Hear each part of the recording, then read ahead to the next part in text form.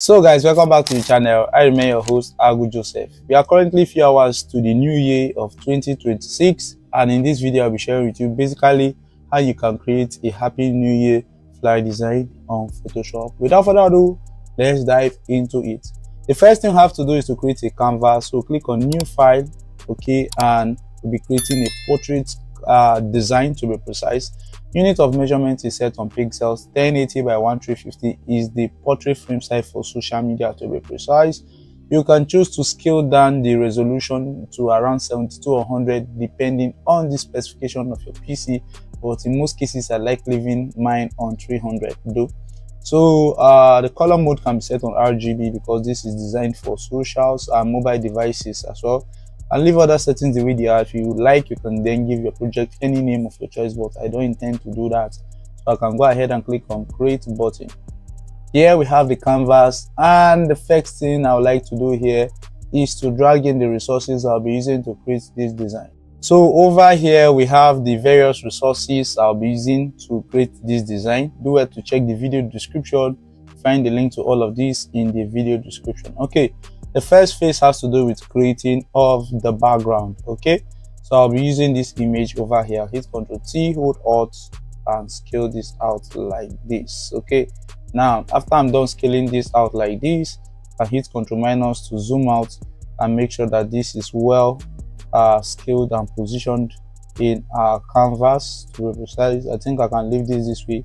I can click on OK, and after I'm done with this, I can go ahead to add a vector mask. Okay, add a mask layer. Pick your brush. Make sure after you're done selecting your brush, turn off your caps lock, right click, and make sure you're working with the soft round brush, to be precise. You can control the strength of the brush by playing with the flows and the opacity, but basically I'll be playing with the flows by setting this to around let me see, 20 something basically works. Okay, this is your foreground. Set your foreground to what? To black, and your layer mask should be selected. All I have to do is to come over here and take out some of the details on this particular side of the image. Okay, that is in terms of that. So I'm done with doing this. The next thing I have to do is to select this image, hit Ctrl J, Ctrl T to transform, and all I have to do is to rotate it. Now in the process of rotating this, I might choose to right click and flip, let me say flip horizontally. I don't know if it's going to give me what I'm looking for. I think this is the feeling I'm looking for. Okay, rotate this to around this degree like this, and position this way into canvas like this. Click on the OK. That is in terms of that. So make sure the mask is still selected.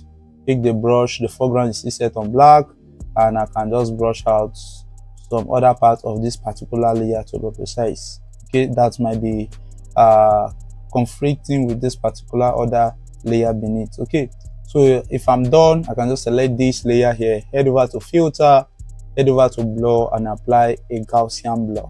So over here I'll be applying a blur radius of around let me see, it is more of an eyeballing situation though, so there are no rules to how you go about this. You let your eyes basically guide you. I click on OK. I've applied the blur. I can turn it off and turn it on at any point in time because the layer is already what a smart object from default in the first place. So in order for me to apply the same effect here, all I have to do is just hold Alt on the keyboard, left click and drag this and drop it on top of this, and it will be applied to that as well. So the next thing, I'll drag this beneath here. Okay, Ctrl 0, Ctrl plus, Ctrl T, and I would like to just rotate this holding Shift. Now basically Shift enable me to rotate at some specific amount of degrees, so that is in terms of that. I can choose to position this around here. I'll check, change the blending mode of this, change the blending mode of this particular layer to around something like this. Add a layer mask and set the foreground to black. Your brush should be selected, and I can just choose to substitute some of the details around this particular end like this. So moving on as well, I might still need to blur out some of this. I can just hold Alt here, left click and drag this icon over here to where I have this other image. The next thing I like to do is to click on this arrow and double click on the Gaussian blur extension there, and I might choose to increase the blur radius to, let me say, around this. Okay, is okay, and click on OK. Now I'm creating this design with a brand in mind. For example, maybe I'm trying to create it for a brand that has a yellow fill as their brand color. Okay, I can just basically do this by selecting these 3 layers, hit Ctrl G to just group this. I can rename this and call this BG. Okay, now in order for me to control the color or change the color, I can head over to filter and apply hues and saturation. Now the hues and saturation basically allows me to change the color of this. So I'll just slide over this way and you see what basically happens. But in order for me to get what I'm looking for, I'll just enable the colorize option, okay, and set this as follows.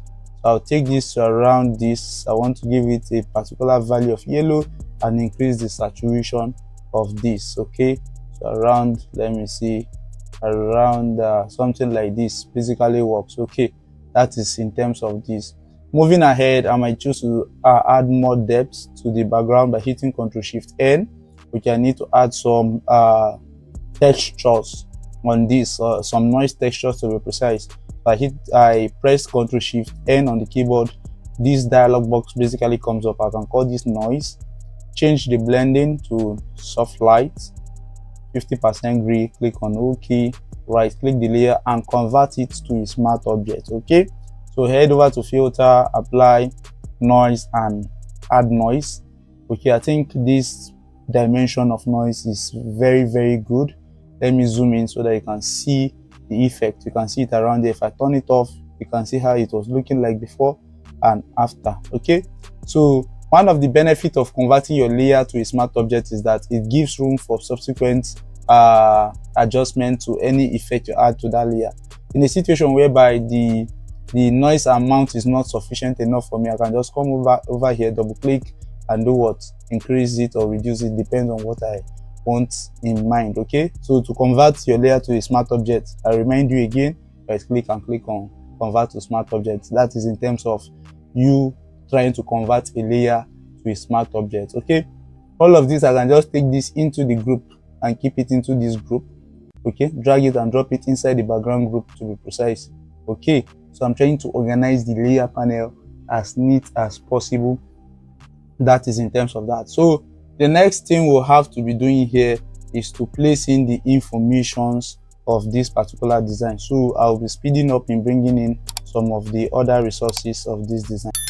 So here I have a ribbon that I actually downloaded from pngwings.com. So all I had to do was just bring it in and position it wherever I want to position it on my canvas. What else did I do? I still duplicated it by hitting Ctrl J and do what? Rotating it, Ctrl T to transform.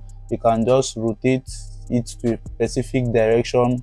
You can rotate it to whatever you want, position it wherever you want it, how you want it. It all depends on what you want though. And likewise this as well, I just played with the ribbons just to basically decorate the edges of what? This particular canvas. Okay, and after I was done doing that, what else did I do? I basically grouped them. Okay, so after I was done with grouping it, the next thing I had to do was to harmonize the color, okay, with that of the brand. So I head over to this and head over to hues and saturation, click on the clip marks basically so that it will only affect the group. So over here I just played with the hues, okay, and play with the, what they call it, the saturation.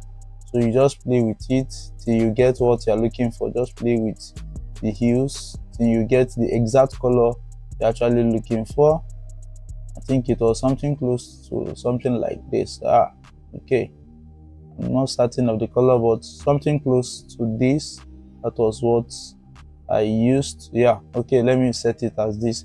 So what else did I do again? After I was done with that group, I moved on to, okay, bringing in this text, creating a rectangle. So all I had to do was to pick the rectangle to here, create a rectangle of this dimension like this, and give it a curved edge. Okay, you can see that this has a sharp edge.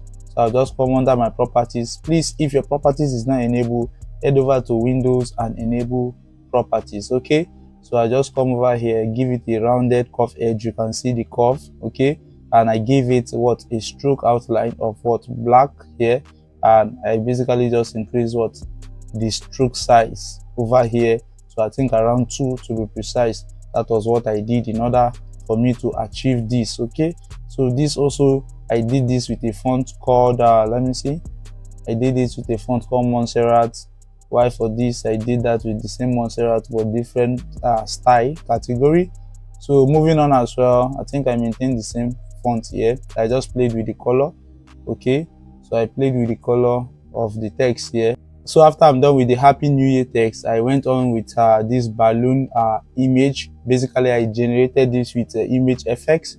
I'll be creating a tutorial on how to prompt using image effects to get some certain things you need as a designer. Okay, but in order to make this come to life and pop out properly, I had to do some certain things. I firstly converted it to a smart object. I double clicked on it. Okay, so when I double clicked on it, I needed to create contrast with the background. So I click on drop down shadows. Okay, and I set this as follows, following all of these parameters here, and I just use the same color but a dark shade of it. You can see similar color but a darker value of it to just make the shadow stand out, and I control the size and the strength of that in order to not make it to look very heavy to the eyes. That is in terms of that. The next thing I did was head over to filter, apply a camera raw filter to this particular layer, wait for the camera raw to basically come up, and let's do what we need to do. So over here, what did I do?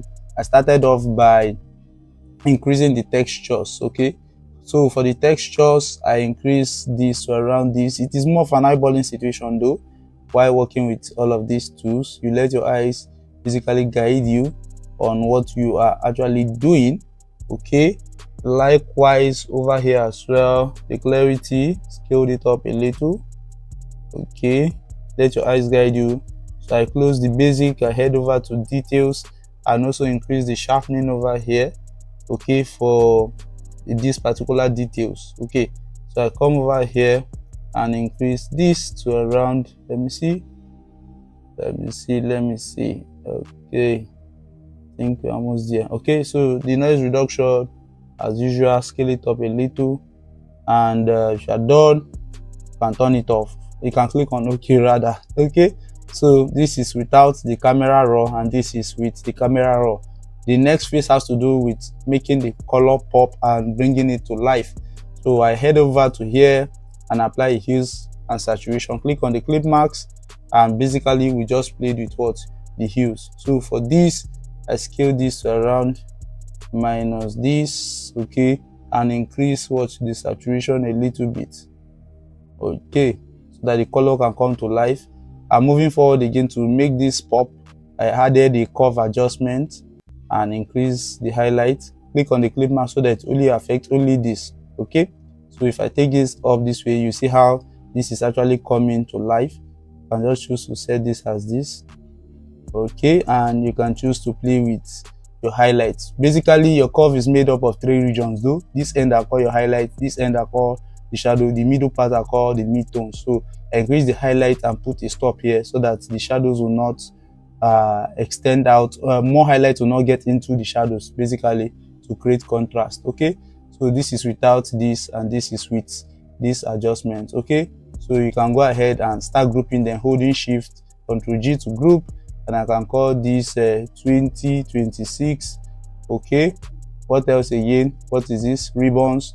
Double click, call this ribbons. I'm trying to keep the layer panel neat and organized, not having a very busy or crowded layers. So what else again? I can choose to leave all these ones this way, or I can just select them and group them together. Call this info. Basically, I'm done. Okay, so but in the situation whereby you might have a second thought in terms of colors, you might still choose to, okay, select the layer of the text and play with the colors. Maybe I might choose to say, okay, let me try this, or let me use a lighter value of this. I don't want to use the same value of what, the yellow, maybe something like this. I'm just trying to play around with colors. Okay, what else again? If I need to play with the ribbons as well, what else? I can come back to the hues and saturation, that is clip marks. Okay, and play with what? The hues and saturation, and see what I can actually get out of this.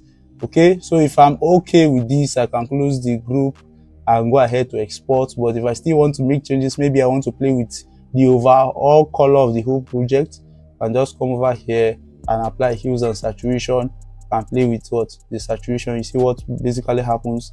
It actually changed the color of the whole design. Okay, anywhere that have actual colors, it just replaces it with any color from what? The hues here. That is in terms of that, depending on the color of what? The brand. Okay, so ladies and gentlemen, we have come to the end of this tutorial. If you do gain value, do it to leave a like, support me by leaving a like, and hit the subscribe button if you're actually watching me for the very first time. For my returning subscribers, thank you for always watching. If you have any questions or thoughts, leave your thoughts and questions in the comment section. As usual, I'll see you in the next.